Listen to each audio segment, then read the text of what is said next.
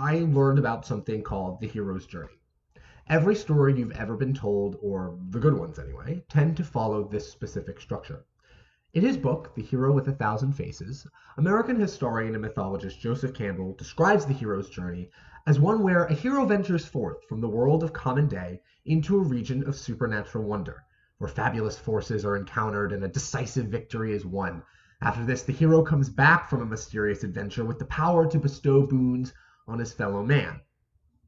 In plain English, our hero starts off at a point where life is dull, boring, and uninteresting.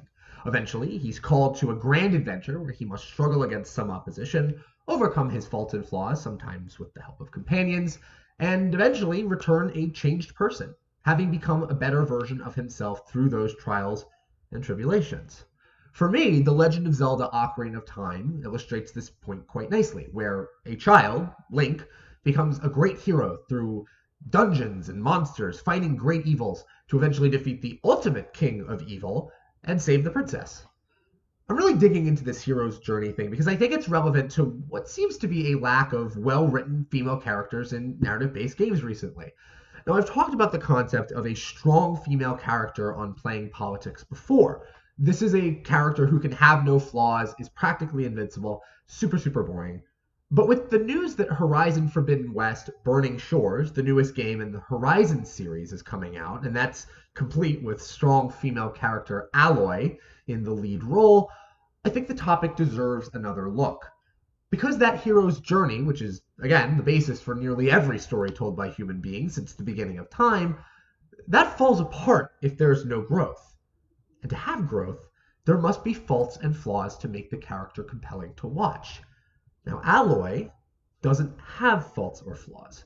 And that's not just me saying that. Consider how she was received when Horizon Zero Dawn, which is the first game in the series, originally came out back in 2017. Melindy Hetfield, writing for leftist gaming journal Polygon, and no conservative herself, said that heroines like Aloy are more superhero than human. Aloy is pragmatic, strong, and has little to lose. She's destined for greatness and has access to a power that those around her can't fathom, let alone control. Now, Melindy argues that while Aloy is captivating and inspiring, a description that I personally disagree with, she's not particularly relatable, which is objectively true. And it plays into a larger political issue surrounding how women are viewed in society today. The identitarian left views women much like it views sexual and racial minorities. They're victims, and they need to be coddled. Any media that they view as depicting their preferred groups as anything less than perfect is considered to be punching down and should be scorned and ignored. One problem here, though, if you can't depict somebody as flawed, they're not very interesting, and it's probably a really boring story. Now, we used to make fun of these types of characters because they're not very good. They're impossible to write around because there's no stakes. They just win at everything. Now they're celebrated by leftists whose brains have been rotted by identity politics. Like our good friend Aloy from the Horizon series, who's getting her third game, where she'll just continue to curb stomp everything into the ground. How thrilling.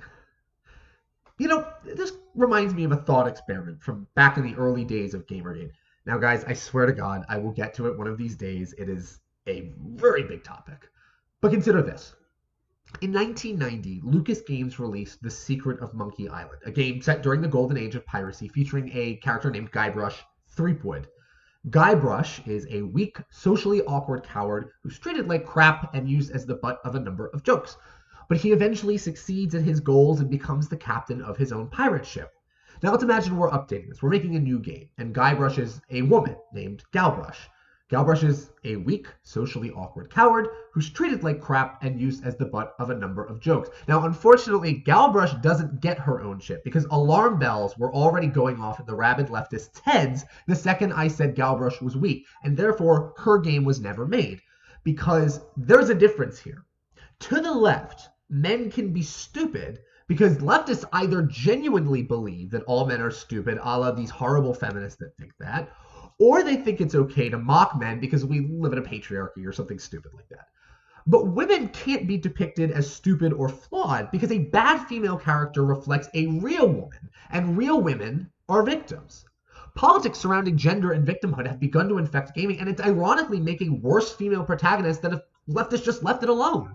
Some will point out that there are well-written female characters in modern gaming. And that's obviously true. Ellie from The Last of Us comes to mind as a well-written female character. But look no further than the sequel, The Last of Us Part 2, for them to completely destroy her arc and completely create a new strong female character who is reduced to being a token lesbian because let's just tack on LGBT propaganda while we're at it.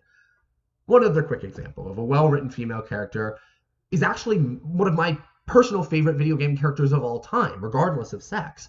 In the Mass Effect series, Tali is part of a species of nomads who wander the stars trying to gain the strength to retake their home planet. It's been conquered by a sentient AI. Now, Tali is incredibly smart and she's crafty. She's able to hack basically any type of machine. Really, really cool. But she's young and impulsive, and she's ignorant of the larger world outside of her home. She gets into a number of really stupid incidents that almost get her killed by her own fault, and it requires the player and their companions to help her. Now, throughout the series, she does not achieve her goals on her own. It takes her efforts as part of a larger team to reclaim her home world.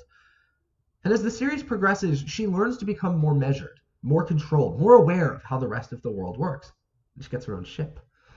Frankly, the people who should be the most pissed off that women can't seem to catch a break in gaming aren't dudes like me, it's other women. Why would you accept that increasingly the only options to play as a female character in story-driven games are just basically men or boringly one-dimensional? To return back to where we began, women can be great heroes on their own hero's journey, but they actually have to go on that journey, not just start out at the end with a dead dragon and godlike powers. We need more Guibrushes and Talis, not more alloys.